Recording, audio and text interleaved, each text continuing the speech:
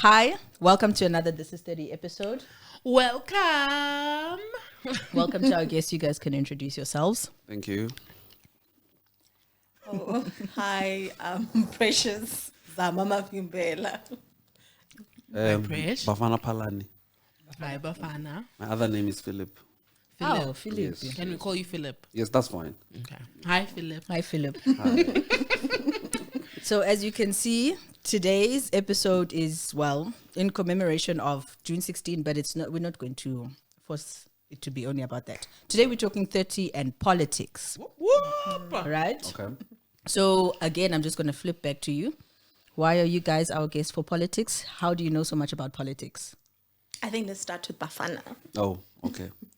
I'm an activist. About a few years ago, I decided to start talking about important things that affect our people. And I've been an ANC member for as long as I can remember.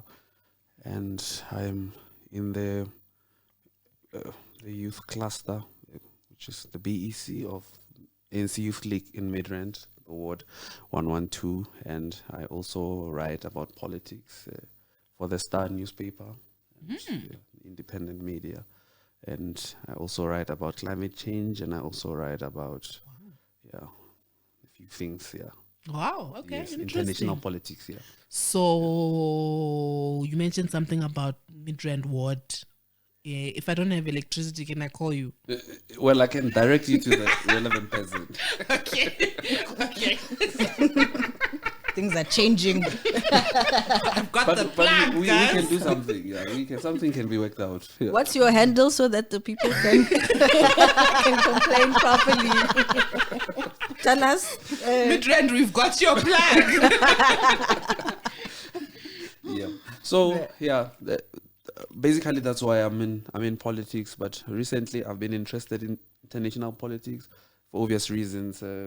The global politics have been affecting all of us, especially recently the war and many other things that are happening outside of South Africa directly affect South Africa. So yeah, basically that's why I'm in politics. Okay, I think I'll add on what Bafana said. Politics affects us. It affects all of us. You don't need to be a politician for you to be affected. A normal person in Tembisa, wherever you are, the politics of your country, the politics of the world, they affect you. When we always say that when America catches a cold, the whole country, the whole world, it feels it. We are affected. That is part of politics. It is it's the economy part of politics, but we are affected.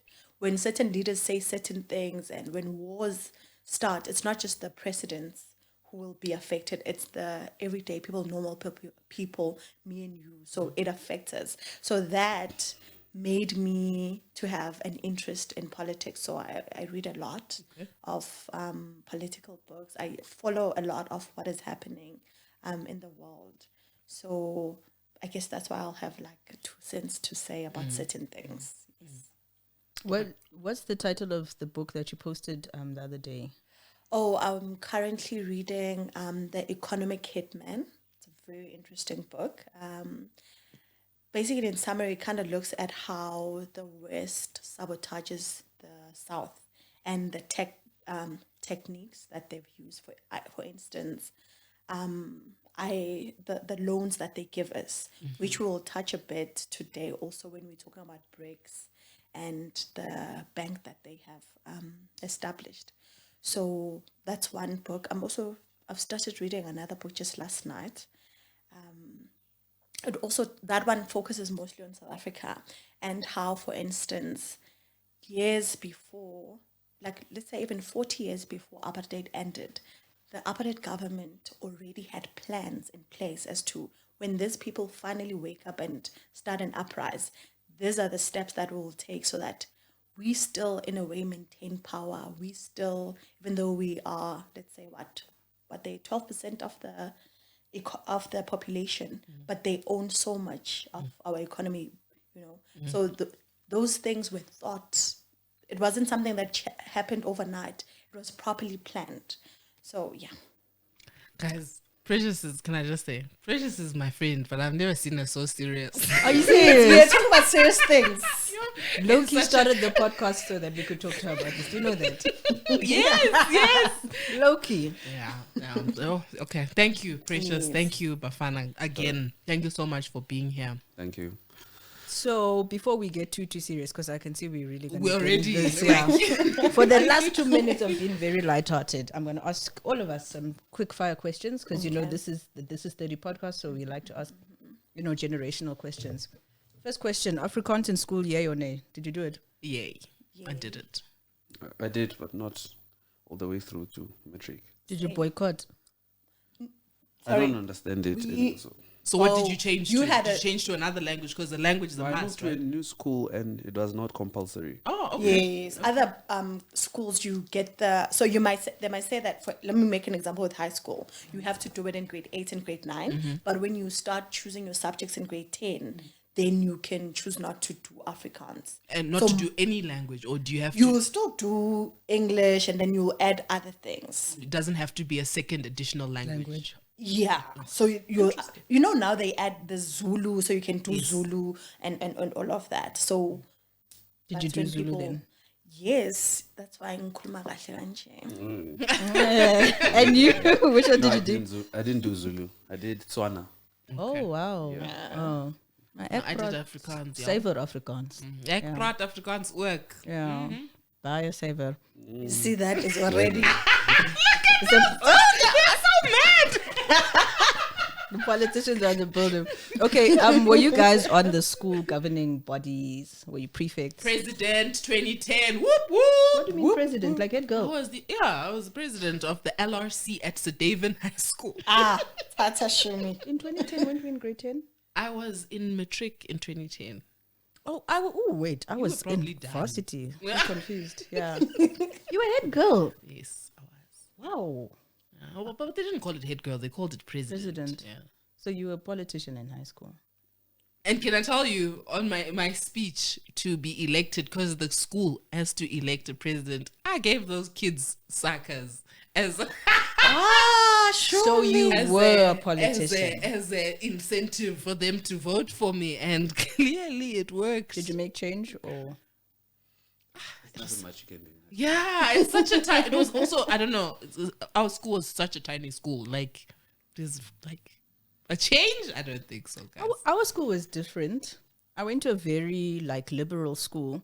Do you know we didn't even have a school song, and then every LRC comes up with something. You just set the tone for the school, and then they're like, "Okay, you want a school song? Make it up." I don't want to tell you what school song we came up with. I was about because I like students high school. They're just so naughty. Right? What would you say? Because as soon as you said we made up our own school song, in my head I'm hearing them do. Yeah, in the locations, it's not as serious as other places. Yeah. Were you For an example, in my school, I don't remember if it was my year or one of the years when I was there.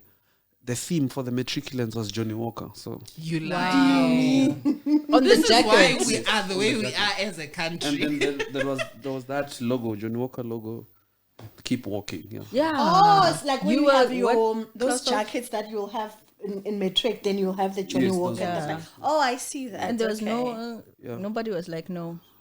No, that was in 2007. So Or was it your year? matric. Yeah. Yeah. Were you in the governing body? No, only in varsity.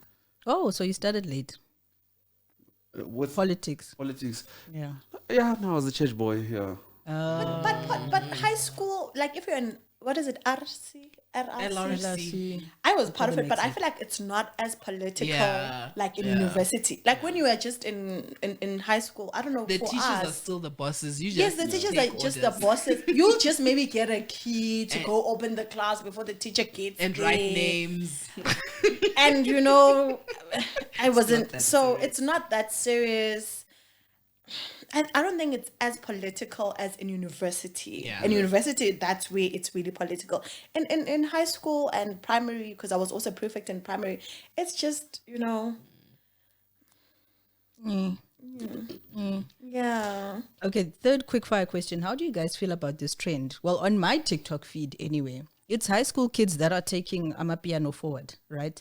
they're always the ones that post themselves like dancing Yeah. at school. And how do you feel about that? I don't know. I like those videos myself. Yeah, I watch people dancing almost all the time on TikTok, and that's where I find out about new songs. Yeah, I can't dance myself, but I like those, and I feel like that age is very important to the for the music industry, because that's where we basically find the songs. Nobody could find songs, these songs that we like, all of us. We find them on TikTok, and we find them through people dancing. So the better the dance, Just all The of us. trendier the song. Yes, Yes, Yeah. that's true. Interesting. yeah. I don't. And also, it reminds you of high school. I don't know. In my high school, there'll always be every grade. There'll always be that guy who can dance. You know, like he will come with his phone and he's dancing. Or it's during break time, and they just there.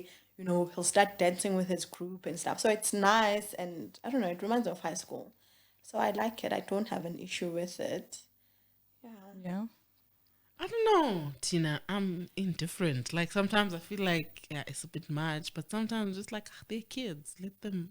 I'm just scared for people that peak in high school.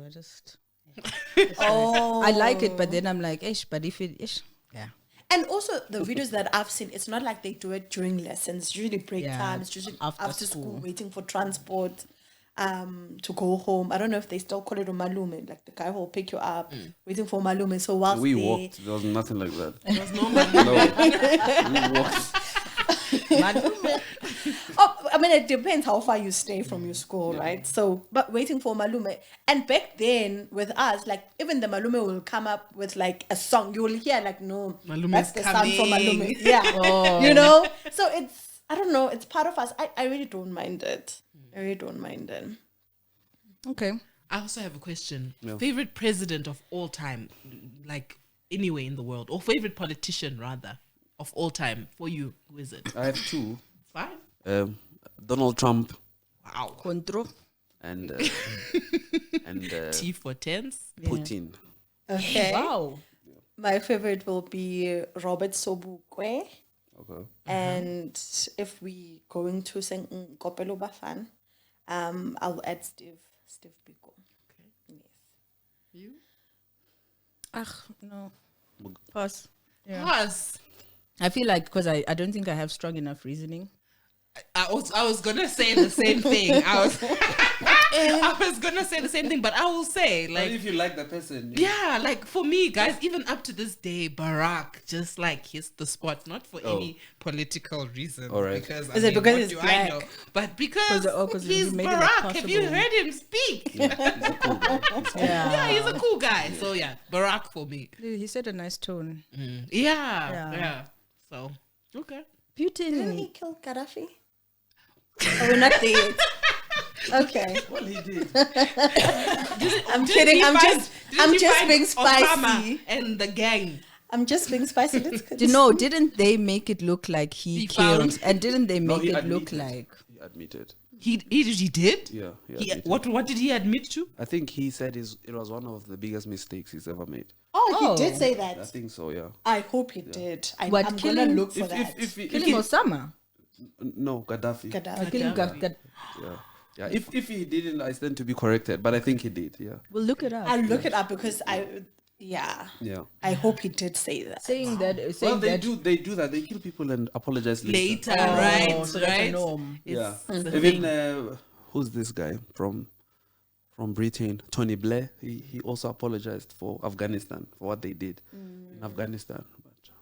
But why apologize after? Because it's done and it's done. And Yeah. They've already benefited. I and guess noth- they don't lose nothing anything happens. Nothing from happens. apologizing. Yeah.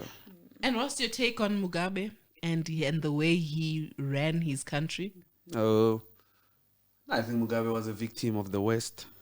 Yeah, I think so. But I would not say he's entirely innocent, because at some point he turned on his people when he was responding to what the West was doing to Zimbabwe. He just forget about his people, and he held on to power for too long. But at the end of it, the West is the one that that started what happened in Zim. They sponsored the opposition. They put sanctions on Zim. The only way for Mugabe to respond was with fury and violence. So, yes, I'd say the same. And I think I'm hopeful that during our talk today, we'll talk about how the West, for them to, so that they can show that they are in power, they put sanctions on countries that disagree with them. Right? And that was the case with Mugabe. Right? Once you disagree with them, you don't do certain things that they want, then you become evil. Because if you look at Mugabe's career, there was a point where he was loved. Yeah. And that was when he was agreeing with the West, doing the things that once he started now standing for his country and his people, they don't want that. Then now they bring sanctions and all of that. And another thing, when you see a leader being praised too much by the media, Who that. right now is being praised by I'm the also media? like, Who's in the media a lot these it was days? Barak back in the day. Hey, my let's, guy. let's Yes, we can. I don't want to, I wanted to make an example with local politics, but Okay. I won't. But I'm just saying that, let me can. answer the question, right? Oh, you can. Who's being praised in the media? Bafana? well, I don't think it's being praised as such, but the media always turns a blind eye if they like you. Yes. Yeah, if you. Like cupcakes. Yeah, how I said when it. you do wrong things, the media won't say anything. Yeah, that's what happens, especially in South Africa. Yeah. They use the media to destroy politicians. Yeah, but you can see the trend. You can see so many things get away with a lot of things. Yeah. When you are in a certain group of politicians, then you are safe. But For if you are in the other example, one, Jacob Zuma, hated by the media. Yes. Everything does wrong. Cupcakes, President Cyril Ramaphosa, loved by the media. And he does certain things like, oh, this one, no, you must show us your bank records. Oh, this one, no, don't show us. It's okay with this one. So those type of things. But Okay. So,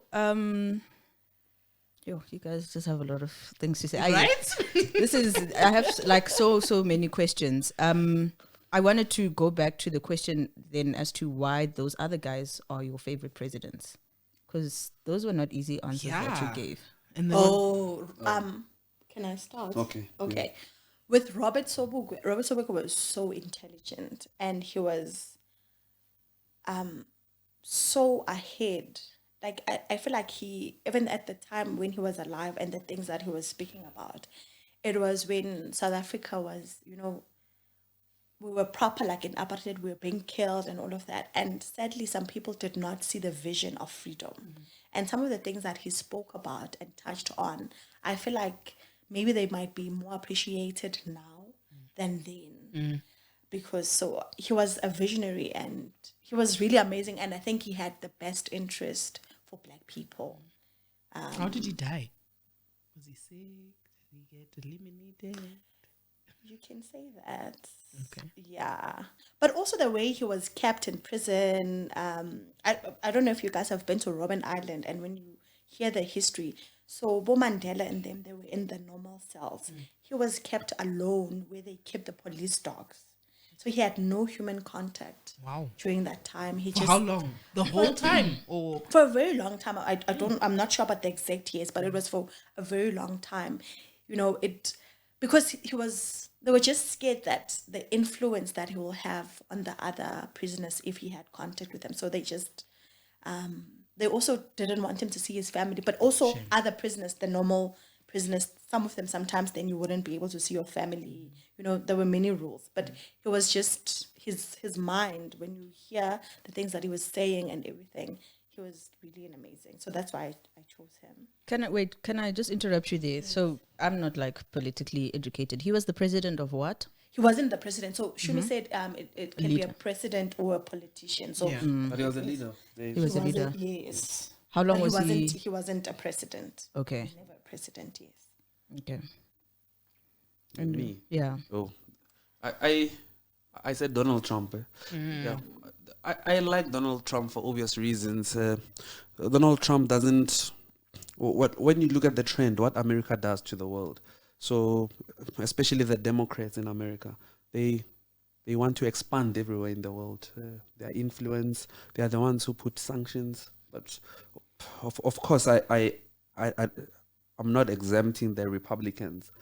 But I think the world is safer with the Republicans than Democrats. For an example, when you look at what the Democrats have done when they are in office, Libya, Iraq, Afghanistan, and a lot of places around the world. And Donald Trump comes as a businessman, someone who was not really interested in politics, who just saw something wrong and he wanted to fix it, especially about the world. And part of the things, some of the things that he said was that they were not supposed.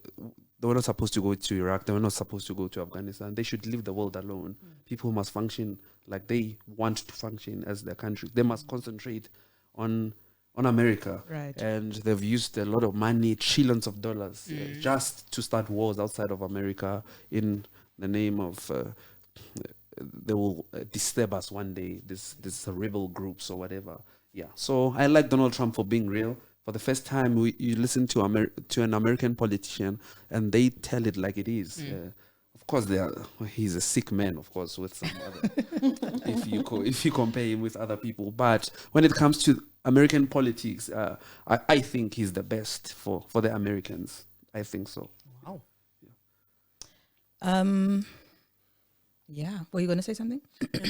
Oh, Putin, of course. Yeah.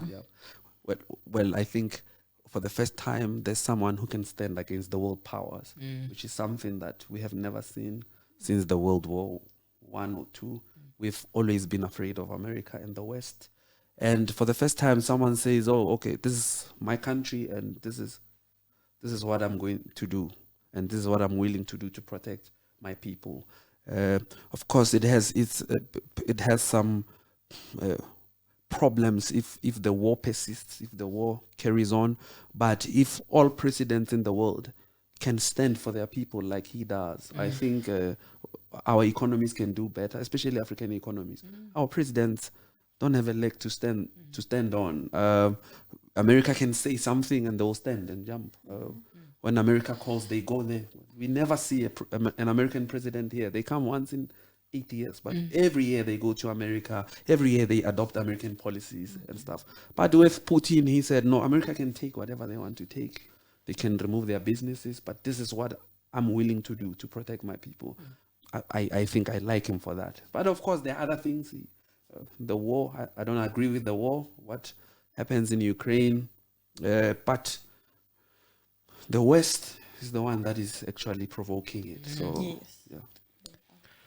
With Putin, I think we're going to almost like wrap up the segment. But with Putin, don't you think it's one of those where, because he has the money to put, they say put your money where your mouth is? Yeah. Isn't part of the reason he can do what he's doing because of all the money?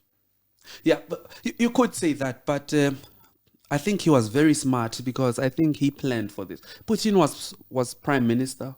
Then he became president. But one term was not enough. He left and then came back. And the only way to fight against the West is if you surround yourself with people you really trust. So he built the billionaires around him. Okay. He built the leaders around the country because he knew that at some point the sanctions are coming. And by the way, the sanctions did not even start now. They have been against Putin for a very long time. Russia. Yeah. So, the war started in 2014, but we were not told. Russia against other countries around. And he knew that this will eventually happen. So, and that's what protected him to this point. He surrounded himself with good people. He has a lot of money. Nobody knows how much he has. And I think if you want to fight the West, you really need to have some resources. And I think that's the kind of guy the world is dealing with right now. Can I add on that? Yeah. So when you look at our history, there were at some point there were two superpowers, right? It was the USA or the West and the USSR, which was Russia. And then there was that war between them, right? So my point is that Russia is not some small African country that the West can play on. Like, Russia has always stood up. And I mean, at some point we were at a brink of a nuclear war. I don't know if you guys did history in school. I don't remember what grade, but at some point you study the Cuban Missile War. You guys know I was that. not Okay, at school that let me Nothing. Let me I didn't do summarize history a little above bit. grade 9. Yeah. just paraphrase. So, this two superpowers, there was a Cold War, so that's why America hated Cuba. There was a Cold War, so Cuba is close to America, right? So Russia wanted to put missiles in Cuba. America wanted to put missiles in Turkey because Turkey is close to Russia, so that the missiles don't have to go far, travel a long distance to kill the enemies, right? But that was Russia and the US. But even though it looked like it was Turkey and that, so my point is that Russia has always stood up against the West. It's not something new. This Turkey, it was back then when. That's why they call it the brink of a missile war. Yes. So, but we can talk about that. But let me actually talk about the Cuban Missile. So, what America does, or what the West does, right? And which it also touches on the book that I'm reading, The Economic Hitman, is that they find a country that has certain resources, right? Let's say Precious's country has oil, right? And then they find Precious there, but I don't want to allow America to come and exploit us. They will then find someone who they can use, who will be a leader, and that person they can use to In Precious's country. in my country. So they will try and kill me or try and remove me in power. They get this person that they can use so they can come and dig all the oil they want. And the people are still poor, but we have so many resources. I hope, as I'm saying this, like countries are popping in your head. So then in Cuba, that was the same thing. I think the current person that they were using was Batista. And then that's how, who's this? Castro, Fidel Castro came in. He was for the people, and the people were tired of what was happening. And that's how Fidel Castro became in power.